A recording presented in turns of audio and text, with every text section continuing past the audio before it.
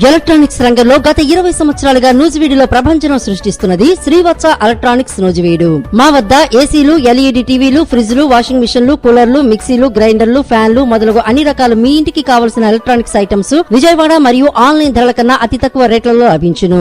Airtel, DTH, Airtel, Jio, air fibre net authorised dealer. అన్ని కంపెనీల టీవీలకు, ఏసీలకు రిమోట్లు లభించును. సులభ వాయిదాల పద్ధతిలో ఈఎంఐ సౌకర్యం కలదు. విచ్చేయండి శ్రీవత్స ఎలక్ట్రానిక్స్, పొట్టి శ్రీరాములు బొమ్మ సెంటర్, మెయిన్ రోడ్, నూజివీడు.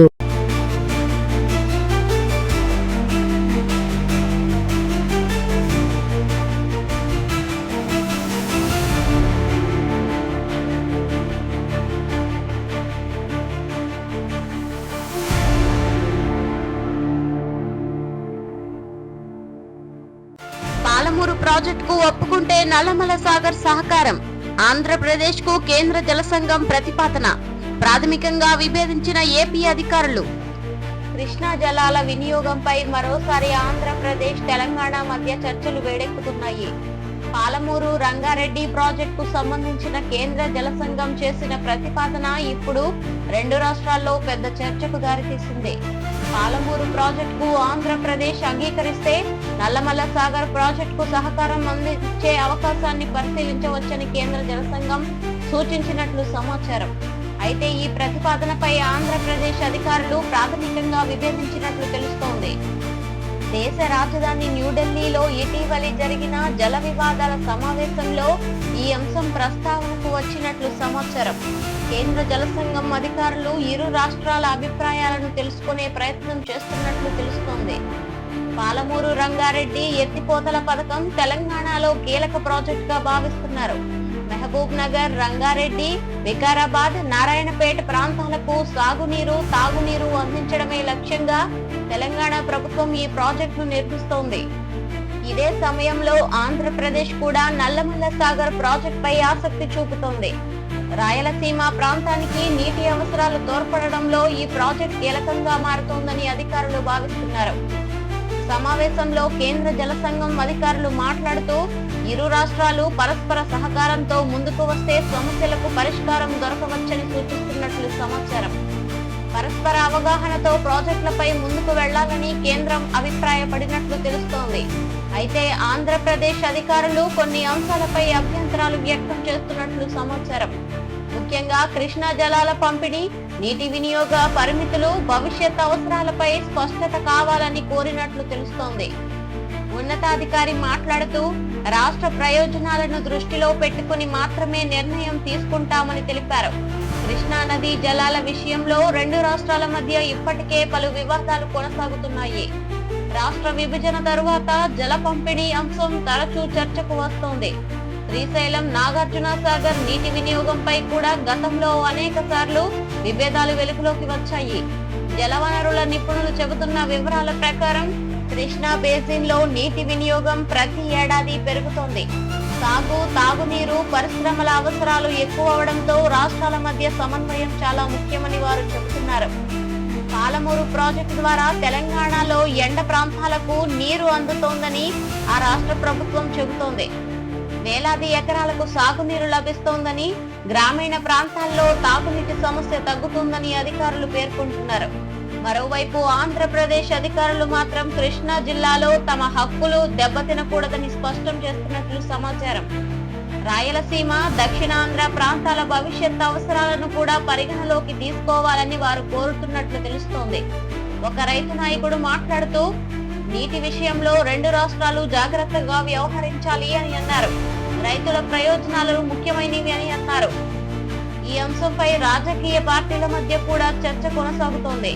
కొందరు నాయకులు పరస్పర సహకారం అవసరమని చెబుతుండగా మరికొందరు రాష్ట్ర హక్కుల విషయంలో రాజీ ఉండకూడదని అంటున్నారు. కేంద్ర జల సంఘం పాత్రపై కూడా చర్చ జరుగుతోంది. రెండు రాష్ట్రాల మధ్య సమతుల్య పరిష్కారం తీసుకురావడమే లక్ష్యంగా కేంద్రం ప్రయత్నం చేస్తున్నట్లు అధికారులు తెలిపారు. తెలంగాణ అధికారులు పాలమూరు ప్రాజెక్టు చట్టబద్ధమైనదని చెబుతున్నారు. అన్ని అనుమతులు తీసుకుని పనులు కొనసాగిస్తున్నామని పేర్కొంటున్నారు. ఇదే సమయంలో ఆంధ్రప్రదేశ్ అధికారులు కొన్ని సాంకేతిక అంశాలపై సందేహాలు వ్యక్తం చేస్తున్నట్లు సమాచారం. నీటి లభ్యత, ఎత్తిపోతల పరిణామం, భవిష్యత్ ప్రభావాలపై మరింత అధ్యయనం అవసరమని భావిస్తున్నట్లు తెలుస్తోంది. రాయలసీమ రైతులు మాత్రం తమ ప్రాంతానికి నీటి హక్కులు కాపాడాలని కోరుతున్నారు. మాకు కూడా సాగునీరు అవసరమని చెబుతున్నారు. ప్రస్తుతం కేంద్ర ప్రభుత్వం జల వివాదాల పరిష్కారంపై దృష్టి పెట్టినట్లు సమాచారం. రాష్ట్రాల మధ్య చర్చల ద్వారా సమస్యలు పరిష్కరించాలని ప్రయత్నాలు జరుగుతున్నట్లు తెలుస్తోంది. గతంలో కూడా కృష్ణా జలాల అంశం ట్రైబ్యునల్ వరకు వెళ్లింది. జలాలు కేటాయింపులపై పలు నిర్ణయాలు వెలువడ్డాయి. అయినప్పటికీ అమలు విషయంలో వివాదాలు కొనసాగుతూనే ఉన్నాయి. సమావేశంలో అధికారులు సాంకేతిక నివేదికలను కూడా పరిశీలిస్తున్నట్లు సమాచారం. నీటి లభ్యత, వినియోగ గణాంకాలు, భవిష్యత్ అవసరాలపై చర్చ జరుగుతున్నట్లు తెలుస్తోంది. ఒక మాజీ ఇంజనీర్ మాట్లాడుతూ నీటి వివాదాలు భావోద్వేగంగా కాకుండా సాంకేతికంగా పరిష్కరించాలని సూచించారు. ఇరు రాష్ట్రాల మధ్య సంబంధాలు కొనసాగాలని కేంద్రం కోరుతున్నట్లు సమాచారం. అభివృద్ధి ప్రాజెక్టులు ప్రజల ప్రయోజనాల కోసం ఉపయోగపడాలని అధికారులు చెబుతున్నారు. ప్రస్తుతం తెలంగాణలో పాలమూరు ప్రాజెక్టు పనులు కొనసాగుతున్నాయి. కొన్ని పంప్ హౌస్లు, కాల్వల నిర్మాణం ఇప్పటికే పూర్తయినట్లు సమాచారం. ఆంధ్రప్రదేశ్ కూడా కొత్త సాగునీటి ప్రాజెక్టులపై దృష్టి పెట్టింది. ముఖ్యంగా ఎండ ప్రాంతాల్లో నీటి సమస్య పరిష్కారం కోసం పలు ప్రణాళికలు రూపొందిస్తోంది. జలవనరుల నిపుణులు మరో అంశాన్ని కూడా ప్రస్తావిస్తున్నారు. వాతావరణ మార్పుల కారణంగా భవిష్యత్తులో నీటి లభ్యతపై ప్రభావం పడే అవకాశం ఉందని చెబుతున్నారు. అందువల్ల ప్రతి చుక్క నీటిని జాగ్రత్తగా వినియోగించాల్సిన అవసరం ఉందని సూచిస్తున్నారు. కేంద్ర జల సంఘం మధ్యవర్తిత్వంతో సమస్యకు పరిష్కారం దొరికే అవకాశం ఉందని కొందరు విశ్లేషకులు భావిస్తున్నారు. అయితే రాష్ట్రాల మధ్య పూర్తి అవగాహన అవసరమని చెబుతున్నారు. రాష్ట్ర ప్రభుత్వాలు కూడా ప్రజల ప్రయోజనాల దృష్ట్యా నిర్ణయాలు తీసుకుంటామని స్పష్టం చేస్తున్నాయి. కృష్ణా జలాల విషయంలో చట్టబద్ధ హక్కులను కాపాడుతామని చెబుతున్నారు. ప్రస్తుతం రైతులు, ప్రజలు, రాజకీయ వర్గాలు అందరూ ఈ పరిణామాలను ఆసక్తిగా గమనిస్తున్నారు. రాబోయే రోజుల్లో జరిగే చర్చలు కీలకంగా మారే అవకాశం ఉందని విశ్లేషకులు భావిస్తున్నారు.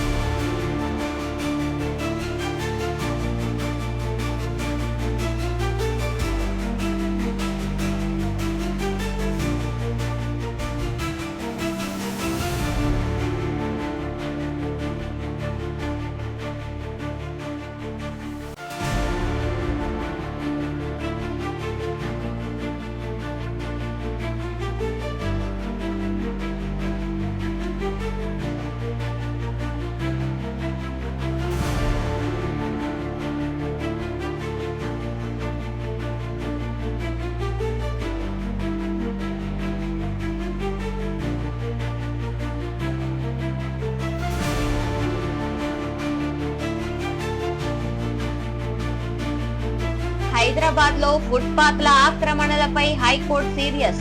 తీసుకున్న చర్యలపై నివేదిక సమర్పించాలని అధికారులకు ఆదేశం. హైదరాబాద్ నగరంలో ఫుట్పాత్ల ఆక్రమణ సమస్యలపై తెలంగాణ హైకోర్టు మరోసారి కీలక ఆదేశాలు జారీ చేసింది. నగరంలోని పలు ప్రాంతాల్లో ఫుట్పాత్లు పూర్తిగా ఆక్రమణలకు గురవుతున్నాయని, ప్రజలు నడవడానికి ఇబ్బందులు పడుతున్నారని విచారణ సందర్భంగా కోర్టు ఆందోళన వ్యక్తం చేసింది. ఆక్రమణలు తొలగించేందుకు ఇప్పటి వరకు తీసుకున్న చర్యలపై పూర్తి నివేదిక సమర్పించాలని జీహెచ్ఎంసీ, ట్రాఫిక్ పోలీస్, మున్సిపల్ శాఖ అధికారులకు హైకోర్టు ఆదేశాలు జారీ చేసింది. హైదరాబాద్ నగరం వేగంగా విస్తరిస్తున్న నేపథ్యంలో రహదారులపై ట్రాఫిక్ సమస్యలు పెరుగుతున్నాయి. దీనికి తోడు ఫుట్పాత్లపై ఆక్రమ నిర్మాణాలు, దుకాణాలు, పార్కింగ్, తాత్కాలిక షెడ్లు పెరగడంతో పాదచారులు తీవ్ర ఇబ్బందులు ఎదుర్కొంటున్నారు. ఈ అంశంపై దాఖలైన పిటిషన్ ను విచారించిన హైకోర్టు అధికారులు పనితీరుపై ప్రశ్నలు లేవనెత్తింది. కోర్టు విచారణ సందర్భంగా న్యాయమూర్తులు మాట్లాడుతూ, ఫుట్పాత్లు ప్రజల కోసం నిర్మిస్తారు, కానీ ప్రస్తుతం అనేక చోట్ల ప్రజలు రోడ్లపైనే నడవాల్సిన పరిస్థితి కనిపిస్తోందని వ్యాఖ్యానిస్తున్నట్లు సమాచారం. ప్రస్తుతం హైదరాబాద్ లో అమీర్పేట్, కూకట్పల్లి, దిల్షుక్ నగర్, అబీడ్స్, సికింద్రాబాద్, చార్మినార్ పరిసరాలు, ఎల్పీజీ నగర్, మియాపూర్ వంటి ప్రాంతాల్లో ఫుట్పాత్ ఆక్రమణలు ఎక్కువగా ఉన్నట్లు అధికారులు గుర్తించినట్లు తెలుస్తోంది. పాదాచారులు చెబుతున్న వివరాల ప్రకారం ఫుట్పాత్లపై వ్యాపారాలు, బండ్లు, వాహనాలు ఉండడంతో చిన్నపిల్లలు, వృద్ధులు, మహిళలు చాలా ఇబ్బందులు పడుతున్నారని అంటున్నారు. ముఖ్యంగా రద్దీ సమయాల్లో రోడ్లపై నడవాల్సి రావడం ప్రాథమికంగా మారుతోందని చెబుతున్నారు. ఒక ఉద్యోగి మాట్లాడుతూ, ఫుట్పాత్ పై నడవడానికి స్థలం ఉండదు, వాహనాల మధ్యలోనే వెళ్లాల్సి వస్తుందని ఆవేదన వ్యక్తం చేశారు. హైకోర్టు ఇప్పటికే గతంలో కూడా పలుమార్లు ఈ అంశంపై ఆదేశాలు ఇచ్చింది. అయినప్పటికీ కొన్ని ప్రాంతాల్లో పరిస్థితి పూర్తిగా మారలేదని కోర్టు అభిప్రాయపడినట్లు సమాచారం. జీహెచ్ఎంసీ అధికారులు తెలిపిన వివరాల ప్రకారం గత కొన్ని నెలలుగా ప్రత్యేక డ్రైవ్లు నిర్వహించి అనేక ఆక్రమణలు తొలగించినట్లు చెప్పారు. అయితే తిరిగి అక్రమాలు జరుగుతున్నాయని తెలిపారు. దీనిపై నిరంతర పర్యవేక్షణ అవసరమని పేర్కొన్నారు. హైదరాబాద్ లో పాదచారుల సంఖ్య రోజురోజుకి పెరుగుతోంది. మెట్రో స్టేషన్లు, బస్టాండ్లు, మార్కెట్ ప్రాంతాల వద్ద ఫుట్పాత్ల అవసరం మరింత ఎక్కువగా ఉంది. కానీ అక్కడే ఎక్కువ ఆక్రమణలు కనిపిస్తున్నాయని ప్రజలు చెబుతున్నారు. ఒక మహిళ మాట్లాడుతూ, పిల్లలతో బయటకు వెళ్లాలంటే భయం ఉంది, ఫుట్పాత్ లేక రోడ్డుపైనే నడవాలని తెలిపారు. ట్రాఫిక్ పోలీసులు కూడా ఈ అంశంపై ప్రత్యేక దృష్టి పెట్టినట్లు సమాచారం. ఫుట్పాత్లపై పార్కింగ్ చేసే వాహనాలపై చర్యలు తీసుకుంటామని అధికారులు తెలిపారు. నగరాభివృద్ధి నిపుణులు చెబుతున్న వివరాల ప్రకారం ఒక నగరం అభివృద్ధి చెందినదిగా కనిపించాలంటే పాదచారులకు సౌకర్యాలు చాలా ముఖ్యమని చెబుతున్నారు. ఫుట్పాత్లు సురక్షితంగా ఉంటేనే ట్రాఫిక్ సమస్యలు కూడా కొంతవరకు తగ్గుతాయని పేర్కొంటున్నారు. హైకోర్టు సమర్పించాలని కోరిన నివేదికలో ఎన్ని ఆక్రమణలు తొలగించారు, ఇంకా ఎక్కడ సమస్యలు ఉన్నాయి, భవిష్యత్తులో ఎలాంటి చర్యలు తీసుకోబోతున్నారనే వివరాలు ఇవ్వాలని ఆదేశించినట్లు తెలుస్తోంది. ప్రస్తుతం జీహెచ్ఎంసీ ప్రత్యేక బృందాలు నగరంలోని ప్రధాన రహదారులను పరిశీలిస్తున్నట్లు సమాచారం. ముఖ్యంగా పాఠశాలలు, ఆసుపత్రులు, మార్కెట్లు, బస్టాప్ల వద్ద ఆక్రమణలను గుర్తించే పనులు కొనసాగుతున్నాయని అధికారులు చెబుతున్నారు. ఒక ట్రాఫిక్ అధికారి మాట్లాడుతూ, ప్రజల భద్రతే మా ప్రాధాన్యం, ఫుట్పాత్లను ఖాళీ చేయించే చర్యలు కొనసాగుతాయని తెలిపారు. ఇదే సమయంలో చిన్న వ్యాపారులు కూడా తమ సమస్యలు చెబుతున్నారు. హైకోర్టు మాత్రం ప్రజల భద్రతా విషయంలో రాజీ ఉండకూడదని స్పష్టం చేసినట్లు సమాచారం. పాదచారుల హక్కులను కాపాడాల్సిన బాధ్యత ప్రభుత్వంపై ఉందని కోర్టు అభిప్రాయపడినట్లు తెలుస్తోంది. నగరంలో వర్షాకాలం సమీపిస్తున్న నేపథ్యంలో ఫుట్పాత్ సమస్యలు మరింత కీలకంగా మారింది. ఆక్రమణల వల్ల నీటి నిల్వలు, డ్రైనేజ్ సమస్యలు కూడా వస్తున్నాయని అధికారులు చెబుతున్నారు. కొన్ని ప్రాంతాల్లో ఫుట్పాత్లపై నిర్మాణ సామాగ్రి, చెత్త, వ్యాపార వస్తువులు ఉంచడం వల్ల ప్రజలు మరింత ఇబ్బంది పడుతున్నారని సమాచారం. పట్టణ ప్రణాళిక నిపుణులు సూచిస్తున్న విషయాల ప్రకారం ఫుట్పాత్లు కనీసం నిర్దిష్ట వెడల్పులతో ఉండాలి. వీటిని పూర్తిగా పాదచారుల కోసమే వినియోగించేలా కఠిన చర్యలు తీసుకోవాలని చెబుతున్నారు. ప్రస్తుతం హైదరాబాద్ లో పలు చోట్ల స్మార్ట్ ఫుట్పాత్ ప్రాజెక్టులు కూడా అమలవుతున్నాయి. నడకకు అనుకూలంగా కొత్త డిజైన్లు రూపొందిస్తున్నట్లు సమాచారం. అయితే ఆక్రమణలు కొనసాగితే ఈ ప్రాజెక్టుల ప్రయోజనం తగ్గుతుందని అధికారులు చెబుతున్నారు. హైకోర్టు ఆదేశాల నేపథ్యంలో అధికారులు మరింత వేగంగా చర్యలు చేపట్టే అవకాశం ఉందని తెలుస్తోంది. ప్రత్యేకంగా రద్దీ ప్రాంతాల్లో రోజువారీ తనిఖీలు నిర్వహించాలని భావిస్తున్నట్లు సమాచారం. జీహెచ్ఎంసీ అధికారులు ప్రజలకు కూడా విజ్ఞప్తి చేస్తున్నారు. ఫుట్పాత్లపై వ్యాపారాలు పార్కింగ్ చేయవద్దని కోరుతున్నారు. నగరాన్ని శుభ్రంగా సురక్షితంగా ఉంచడంలో అందరూ సహకరించాలని విజ్ఞప్తి చేస్తున్నారు. ఒక విద్యార్థి మాట్లాడుతూ, పాఠశాలకు వెళ్లేటప్పుడు చాలా ఇబ్బంది పడుతున్నాం, ఫుట్పాత్లు అందుబాటులో ఉంటే బాగుంటుందని చెప్పారు. హైదరాబాద్ వేగంగా అభివృద్ధి చెందుతున్న అంతర్జాతీయ నగరంగా గుర్తింపు పొందుతోంది. ఈ నేపథ్యంలో పాదచారుల సౌకర్యాలు కూడా ప్రపంచ స్థాయిలో ఉండాలని పట్టణ నిపుణులు అభిప్రాయపడుతున్నారు. హైకోర్టు సమీక్ష తరువాత నగరంలో మరిన్ని ప్రత్యేక డ్రైవ్లు జరిగే అవకాశం ఉందని తెలుస్తోంది. ఆక్రమణలు మళ్లీ జరగకుండా కఠిన పర్యవేక్షణ వ్యవస్థ ఏర్పాటు చేయాలని అధికారులు భావిస్తున్నారు. ప్రజలు కూడా ఒకే అభిప్రాయం వ్యక్తం చేస్తున్నారు. ఫుట్పాత్లు నిజంగా ప్రజల కోసం ఉపయోగపడాలి అని కోరుతున్నాయి.